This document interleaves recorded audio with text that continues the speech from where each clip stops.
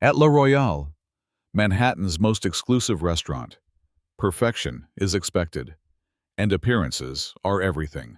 But one spilled drop of wine, just one, was all it took to reveal what truly separates class from cruelty. This is the story of a young waiter, a powerful owner, and a lesson in respect served where no one expected it right, at the table of the city's most elite guest. La Royale wasn't just a restaurant. It was a statement.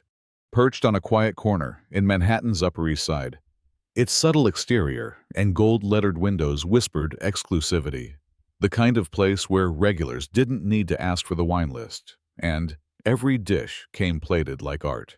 It was the sort of place people like Rachel Montgomery frequented.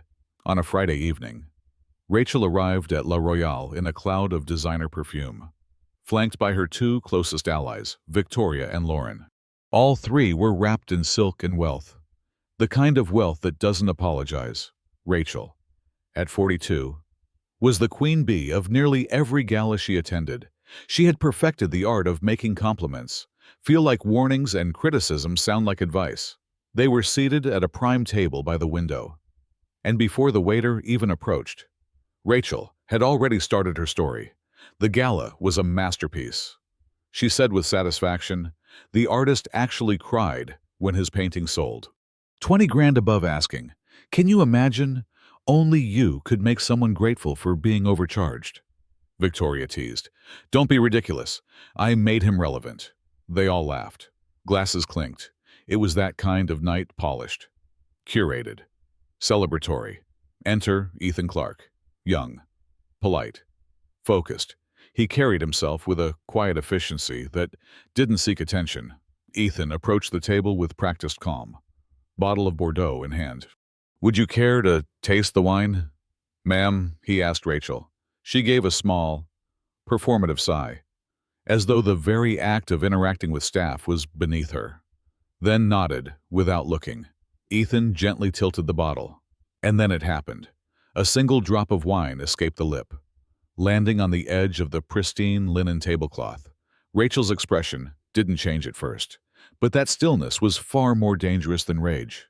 Wow, she said at last, her voice as light as the crystal glass she held. Is it your first day? Ethan froze. I'm terribly sorry. Ma'am, she raised a hand. No need for excuses. Just send someone more competent. Her tone was surgical. She wasn't loud. She didn't need to be. The humiliation was public and precise. Victoria smirked behind her menu. Lauren sipped her wine as if watching theater. Ethan said nothing. He gave a quiet nod and retreated.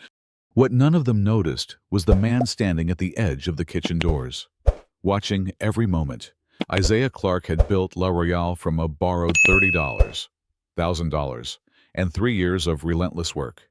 He'd slept on flour sacks during construction, washed dishes himself when a dishwasher quit mid-shift, and trained every staff member to believe service was not about submission, it was about pride. Ethan was more than a waiter. He was Isaiah's brother, his co-dreamer, his co-builder. And Rachel had crossed a line. Isaiah walked out from the kitchen, his presence cutting through the room's refined hush. He wasn't flashy, just commanding, tall, grounded, in control. Good evening, he said as he approached the table. I'm Isaiah Clarke, owner of La Royale. Rachel glanced up, unbothered. Oh, is there a problem? Not at all, Isaiah said, voice steady. But I believe one occurred a moment ago. She gave a delicate laugh.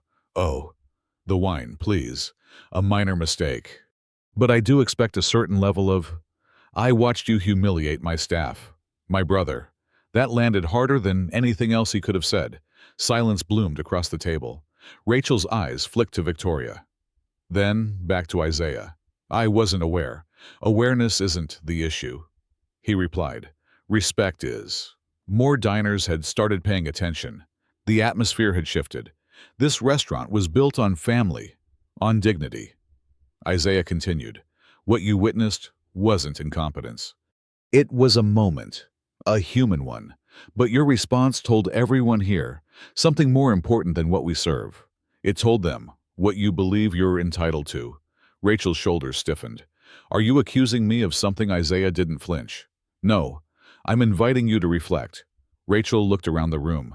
People were watching, not judging, just waiting. I apologize, she said, the words dry and foreign in her mouth. Isaiah nodded slowly. Respect isn't in the apology. It's in how you choose to treat people going forward. Then he turned and walked back toward the kitchen. What followed was silence. And then soft, hesitant applause. A few diners clapped. One even stood. Not because it was dramatic, but because it was overdue. Rachel didn't finish her wine. She left before dessert. So did her entourage. Later that night, Ethan returned to the floor. Customers smiled at him. One couple even thanked him for the wine suggestion. He was quiet, but more grounded. He didn't need to say anything. The shift was visible. 2 weeks passed. Then, a letter arrived at La Royale. Handwritten, sincere, from Rachel. She thanked them for reminding her what true refinement looked like. She said she was embarrassed and grateful. Isaiah pinned the letter in the staff room, not as a trophy, as a reminder. La Royale wasn't perfect. There would be other spills, other egos. But the night the table turned, something powerful had been served not on a plate, but in a lesson. That respect was not earned by money, that dignity could not be bought, and that the most important thing in a restaurant isn't the food or the wine. It's how we treat each other when no one's watching.